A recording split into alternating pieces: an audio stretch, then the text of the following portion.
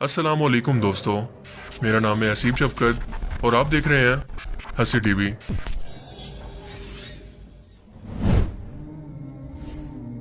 अब तक हम इंसान यही समझते हैं कि इंसानी सोचों और ख्यालात का मरकज सिर्फ हमारा दिमाग है, क्योंकि ये हमारे पूरे जिस्म को कंट्रोल करता है। इसके अलावा सोचना समझना सिर्फ इसी का काम है।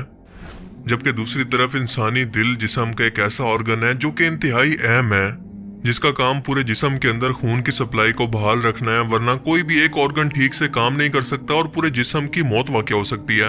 ये बिल्कुल दिमाग के जितना अहम है। मगर सवाल यह है कि क्या दिल भी सोच सकता है? क्या ये भी फैसला करने की सलाहियत रखता है? या दिल और दिमाग का आपस के अंदर इंसानी सोचों और फैसला करने के लिए कोई कनेक्शन मौजूद है? अगर मेडिकल साइंस की बात करें तो मेडिकल साइंस इस पर अब तक कोई वजाहत नहीं रखती, बल्कि अब तक रिसर्च कर रही है कि इसके कनेक्शन को जान सके, क्योंकि ये बहुत ही कॉम्प्लिकेटेड है। जबकि कुरान पाक में दर्जनों ऐसी आयात मौजूद हैं जो कि वाज़े तौर पर यह बताती हैं कि इंसानी दिल भी सोचता है। यही इंसान से अच्छे और बुरे फैसले करवाता है। और कुरान करीम का एक ऐसा मौजज़ा जिसने मेडिकल साइंस को हिला कर रख दिया कि इंसानी सोचों पर किसकी हुकूमत है, दिल की या फिर दिमाग की। आइए इस अहम तरीन सवाल का जवाब कुरान और मेडिकल साइंस की रोशनी में जानने की कोशिश करते हैं। कुरान करीम की इन आयात पर जरा गौर करें और इनका मतलब समझने की कोशिश करें कि अल्लाह फरमाता है कि हमने इंसान को पैदा किया और हम इसके दिल में उभरने वाले वसवसों तक को जानते हैं। वसवसे यानी ख्यालात को, जो कि दिमाग का काम है, लेकिन अल्लाह फरमाता है कि ये दिल के अंदर पैदा होते हैं। फिर अल्लाह फरमाता है कि हम इंसान की शारक से भी ज्यादा इसके करीब हैं। शारक से मुराद है इंसान के दिमाग की सबसे अहम तरीन वेन, जो कि डायरेक्टली दिमाग से जुड़ी है, इसके करीब है और इंसान के सब ख्यालों, सोचों और वसवसों से वाकिफ है। मगर फिर भी अल्लाह फरमाता है कि इसके दिल में आने वाले वसवसों, ख्यालात को वो जानता है। लेकिन ऐसा कैसे मुमकिन हो सकता है? एक और जगह अल्लाह पाक फरमाता है कि वो लोगों के दिलों का हाल तक जानता है, भला वो नहीं जानता होगा जिसने इसे पैदा फरमाया। फिर फरमाया, इनके पास दिल है मगर वो इनसे सोचते नहीं। ये आयात मुबारक ये वाज़े तौर पर बता रही हैं कि इंसानी दिल भी सोचता है, वो समझ सकता है। अब तक मेडिकल साइंस ये समझती थी कि इंसानी दिल का इकलौता काम है जिस्म के अंदर खून को पंप करना, पर ऐसा नहीं है, क्योंकि हालिया खोज के मुताबिक इंसानी दिल एक इंडिपेंडेंट यानी खुद मुख्तार और मुकम्मल ऑर्गन है, जिसे हम अंग्रेजी के अंदर कहते हैं इंडिपेंडेंट एंड कंप्लीट। ये बिल्कुल हमारे दिमाग की तरह तो नहीं है, पर इसके अंदर अपना एक दिमाग मौजूद है। पर कितना और किस हद तक ये हमें अब तक नहीं पता। बस इतना पता चला है कि ये मौजूद है, इसकी अपनी यादाश्त भी है। और इस बात की तस्दीक ना सिर्फ अल्लाह कुरान पाक के अंदर फरमाता है, बल्कि इसकी हदीस मुबारक वाज़े तौर पर रसूलुल्लाह सल्लल्लाहु अलैहि वसल्लम के अल्फाज की सूरत में कुछ इस तरह से मौजूद है कि आपने फरमाया कि बेशक इंसान के जिस्म के अंदर गोश्त का एक ऐसा लोथड़ा मौजूद है कि अगर वो सही रहे तो पूरा जिस्म सही रहता है, और अगर वो बिगड़ जाए तो पूरा जिस्म बिगड़ जाता है।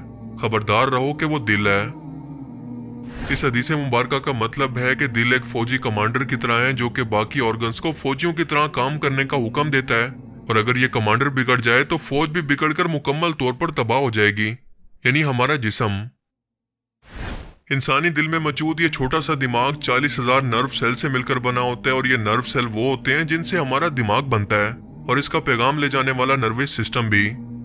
ये इतनी हैरत अंगेज खोज है कि इसने पूरी मेडिकल साइंस को ही बदल कर रख दिया है, क्योंकि कनाडा के एक मेडिकल डॉक्टर जे एंड्रयू अमोर के मुताबिक दिल के अंदर मौजूद इस छोटे से दिमाग की वजह से हमने मेडिकल की एक नई टर्म की बुनियाद रखी, जिसे कहा जाता है नर्वस न्यूरोकार्डियोलॉजी, जिसमें दिल के अंदर मौजूद इसी छोटे से दिमाग को वजाहत से पढ़ने के लिए और इस पर मजीद खोज करने के लिए लोगों को दावत दी जाएगी।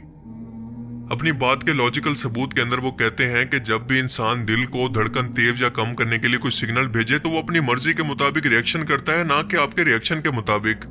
कभी कभार तो आपके दिल का रिएक्शन आपके सिग्नल के मुताबिक बिल्कुल उल्ट होता है। हम इसे अपनी मर्जी के मुताबिक कंट्रोल नहीं कर सकते, जैसा कि दिमाग को कर सकते हैं। इनके मुताबिक दिल और दिमाग एक दूसरे से केमिकल रिएक्शन की सूरत बातचीत भी करते हैं, और इन दोनों की सेहत या इनका आपसी कनेक्शन एक दूसरे को इफेक्ट भी करता है। मिसाल के तौर पर अगर दिल सैड है या वो टेंशन में है तो इसका असर इनके दिमाग पर भी होगा, और इसका बिल्कुल उल्टा भी, यानी दिमाग भी दिल के लिए बिल्कुल ऐसा ही महसूस करेगा। लेकिन क्या आप यकीन करेंगे कि आज से 1400 साल पहले नाजिल होने वाले कुरान करीम के अंदर अल्लाह पाक बिल्कुल यही अल्फाज दोहराते हुए फरमाता है कि अकल का जिम्मेदार और मकाम सिर्फ दिमाग नहीं बल्कि कल्ब यानी इंसानी दिल है, और इंसानी जिस्म में रूह के रुकने की जगह भी यही है। एक और जगह फरमाता है कि इनके पास दिल है मगर ये इनसे समझते नहीं है, یعنی اللہ تعالیٰ نے سوچنے سمجھنے کی نسبت دل کی طرف کی ہے، جس کی وجہ سے بعض لوگوں کو یہ غلط فہمی ہوتی ہے کہ یہ کام تو دماغ کا ہے، لہٰذا قلب سے مراد دماغ ہے۔ پر ایسا نہیں ہے، کیونکہ سوچنا سمجھنا روحانی طور پر دل کا کام ہے، نہ کہ جسمانی طور پر۔ جسمانی طور پر یہ دماغ کا کام ہے، کیونکہ جب اللہ پاک یہ فرماتا ہے کہ اللہ کے ذکر سے جب بھی انسان غافل ہوتا ہے تو اس کا دل سیاہ ہو جاتا ہے، اور اس کے علاوہ اللہ نے ان کے دلوں پر مہر لگا دی ہے۔ ہم نے ان کو دل دیے پر وہ سوچتے نہیں ہیں۔ ذرا غور کریں کہ یہ سب چیزیں روحانی طور پر ہیں، جسمانی طور پر نہیں، جو اس بات کی طرف اشارہ کرتی ہیں کہ نہ صرف میڈیکلی طور پر بلکہ اصل میں روحانی طور پر دل سوچنے سمجھنے اور فیصلہ کرنے کا کام کرتا ہے، جبکہ دماغ جسمانی طور پر۔ مثال کے طور پر اللہ انسانوں کو یہ دعا سکھاتا ہے کہ میں شیطان کے شر سے اللہ کی پناہ مانگتا ہوں، جو کہ انسانوں کے سینوں میں وسوسے ڈالتا ہے، جنہیں ہم ڈاؤٹس یا شکوک و شبہات کہتے ہیں۔ اب بظاہر تو خواہشات، ڈاؤٹس یعنی شکوک و شبہات تو دماغ کے اندر پیدا ہوتے ہیں، تو اللہ اس کا ذکر دل کے متعلق کیوں کر رہا ہے؟ کیونکہ یہ سب کچھ روحانی طور پر ہوتا ہے، فزیکلی طور پر ہمیں نظر نہیں آتا۔ اور بالکل یہی وجہ ہے کہ ہارٹ ٹرانسپلانٹ یعنی دل کے آرگن کو بدلنے کے باوجود بھی کسی بھی شخص کی پرسنالٹی اور اس کے جذبات بدلتے نہیں ہیں، کیونکہ اس کے جسم کا آرگن بدلا گیا ہے، نہ کہ اس کی روح کو۔ انسان کا کیونکہ دل ہی وسوسوں اور برے خیالات اور گناہوں کا مرکز ہے، اور اسی لیے بچپن کے اندر ہی رسول پاک صلی اللہ علیہ وآلہ وسلم کے سینہ مبارک کو چاک کر کے آپ کے دل مبارک کو باہر نکال کر اسے زمزم سے پانی سے دھونے کے بعد حضرت جبرائیل علیہ السلام نے اسے واپس لگا دیا۔ اللہ کا یہ حکم بنا کسی مفسد کے نہیں تھا، کیونکہ روح انسانی دل کے اندر ایسے پھیلی ہے جیسے گلاب کی پتی کے اندر سرخ رنگ اور کوئلے کے اندر آگ۔ اس روح کا مرکز انسان کا دل ہے، جیسا کہ جسمانی وجود کا مرکز انسان کا دماغ ہے۔ قرآن کریم میں اللہ پاک واضح طور پر انسانوں کو یہ فرماتا ہے کہ جب انسان نیند کے اندر ہوتا ہے تو اللہ پاک ان کی روحوں کو قبض کر لیتا ہے، اور جس کی موت کا وقت قریب آ گیا ہو اس کی روح عالم ارواح کے اندر ٹھہر جاتی ہے، جبکہ جس کی موت کا حکم ابھی تک نہیں آیا وہ روح ہر صبح کو اس کے جسم کے اندر واپس لوٹا دی جاتی ہے، جب تک کہ اس کی موت کا وقت قریب نہ آ جائے۔ انسانی روح کے جسم کو چھوڑ کر جانے کا یہ عمل بھی بالکل دل کی وجہ سے ہوتا ہے، کیونکہ جسم کے دل کے اندر انسان کی یہ روح موجود ہوتی ہے، اور جب یہ روح انسانی دل سے نکل جائے تو انسان کی موت واقع ہو جاتی ہے۔ دل کا چھوٹا سا دماغ اپنی مدد آپ کے تحت چلتا ہے، اور دماغ سے سگنل یا مدد لیے بغیر کافی ٹائم تک زندہ بھی رہ سکتا ہے، جو کہ شارٹ ٹرم یا اس کی کچھ ٹائم کی میموری کہلاتی ہے۔ یہ نہ صرف انفارمیشن کو سٹور کرتا ہے بلکہ اس کو محسوس بھی کرتا ہے۔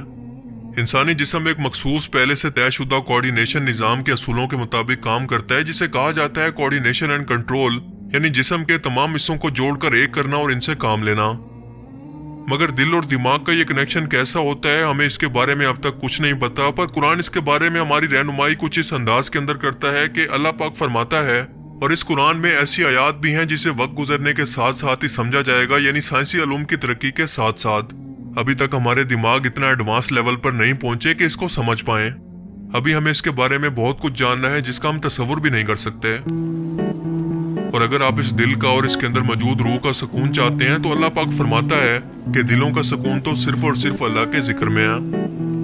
اللہ تعالیٰ ہمیں سمجھنے کی اور نیک عمل کرنے کی توفیق عطا فرمائے۔